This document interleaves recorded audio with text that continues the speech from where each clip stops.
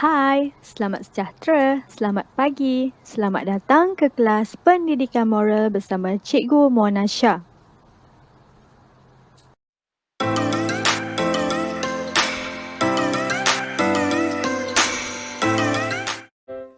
Hai murid-murid, hari ini di bawah tema moral, peraturan dan undang-undang kita akan belajar tajuk 3.3, akur dengan peraturan sekolah, undang-undang untuk ketertiban sosial.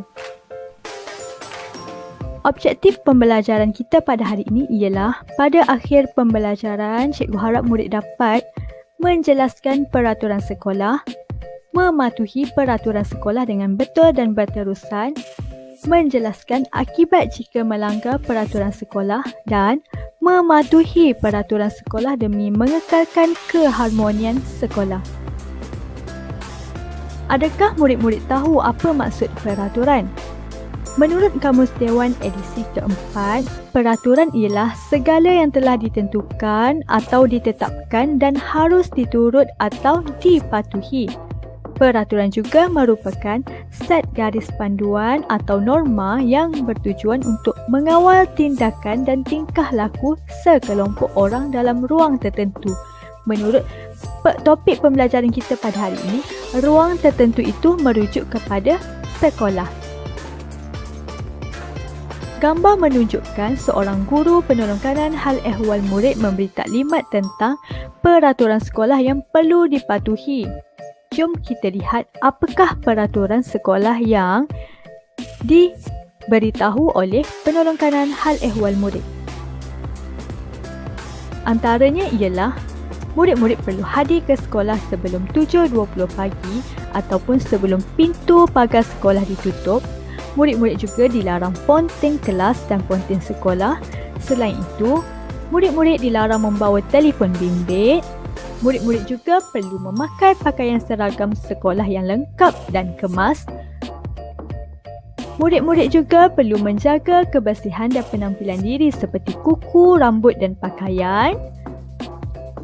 Di samping itu, murid-murid perlu menjaga tingkah laku dan mengelakkan salah laku seperti bergaduh, vandalisme dan buli. Gambar menunjukkan situasi di mana seorang pengawas sekolah yang bertanggungjawab bagi memastikan peraturan sekolah dipatuhi. Situasi menunjukkan dua orang pelajar lelaki datang lambat ke sekolah. Pengawas tersebut mengambil tindakan untuk membawa dua pelajar yang lambat tadi berjumpa dengan guru disiplin. Guru disiplin tersebut memberi teguran pertama supaya dua orang murid lelaki tersebut mengubah sikap. Jadi, murid-murid rasa apakah nilai murni yang diamalkan oleh pengawas dalam situasi tersebut? Pengawas tersebut mengamalkan nilai murni seperti bertanggungjawab, berani, berdisiplin dan amanah dalam memastikan peraturan sekolah dipatuhi. Gambar menunjukkan peraturan peperiksaan di sebuah sekolah iaitu Sekolah Menengah Kebangsaan Cyber. Jom kita baca apakah peraturan peperiksaan di sekolah tersebut. Yang pertama, kehadiran murid dalam setiap peperiksaan adalah wajib. Yang kedua, murid perlu berada di Dewan 10 minit sebelum peperiksaan bermula. Yang ketiga, murid dilarang meniru semasa peperiksaan. Yang keempat, murid dilarang bising atau tidur semasa peperiksaan. Dan yang kelima, murid dilarang meminjam alat tulis semasa peperiksaan. Jom kita lengkapkan jadual santai minda berdasarkan maklumat yang telah cikgu baca sebentar tadi. Murid-murid rasa apakah jenis peraturan yang telah cikgu baca sebentar tadi? Apakah amalan peraturan peperiksaan yang perlu saya patuhi? Dan apakah akibat melanggar peraturan? Jom kita lihat jawapannya.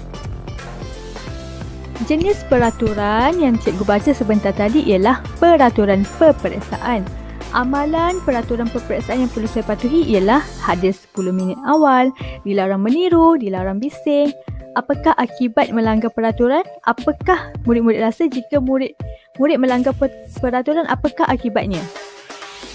Murid-murid mungkin tidak dibenarkan menduduki peperiksaan. Jom kita lihat kesan jika tiada peraturan. Jika sesebuah sekolah itu tiada peraturan, apakah yang terjadi?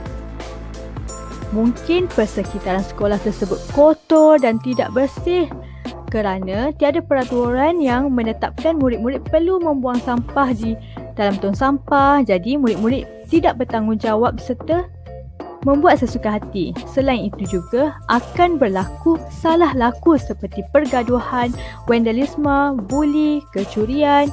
Proses pembelajaran juga tidak berkesan dan terganggu. Selain itu, kesan jika tiada peraturan boleh menyebabkan keselamatan di sekolah tidak terjamin. Apakah pula akibat jika kita melanggar peraturan sekolah? Jika murid-murid melanggar peraturan sekolah, murid-murid boleh dikenakan tindakan seperti denda, rotan, buang atau gantung sekolah. Murid-murid juga perlu mendapatkan sesi kaunseling dengan kaunselor. Murid-murid juga perlu mengikuti ceramah pembangunan sosial dan perbuatan melanggar peraturan sekolah boleh menjatuhkan imej individu, murid-murid sendiri, keluarga murid-murid dan sekolah. Apakah pula kepentingan peraturan sekolah? Peraturan sekolah boleh melancarkan proses pembelajaran kerana murid-murid mengikuti peraturan sekolah dan duduk dalam keadaan yang selesa serta pembelajaran boleh berlaku secara kondusif dan berkesan. Selain itu, peraturan sekolah boleh melahirkan individu yang positif, berakhlak mulia dan berdisiplin, boleh mengekalkan keharmonian dan kesejahteraan sekolah dan meningkatkan imej sekolah. Jadi, murid-murid rasa adakah selama ini kamu mematuhi peraturan sekolah? Cuba renung-renungkan kembali. Jika kamu seorang yang mematuhi peraturan sekolah, cikgu ucapkan tahniah. Kamu berdisiplin. Jadi, teruskan mematuhi peraturan sekolah. Bagi memastikan kamu faham apa yang telah cikgu pelajari, ambil buku ataupun sehelai kertas, salin peta minda ini dan isi tempat kosong. Tajuk utama kita ialah akur peraturan sekolah. Jadi terdapat banyak poin-poin yang telah kita belajar, antaranya peraturan sekolah, kesan jika tiada peraturan, kepentingan peraturan dan akibat melanggar peraturan. Cikgu nak kamu berikan 2 jawapan bagi setiap poin-poin tersebut. Kamu boleh merujuk kepada video cikgu dan nota yang telah cikgu berikan sebentar tadi. Okey, selamat menjawab kuis.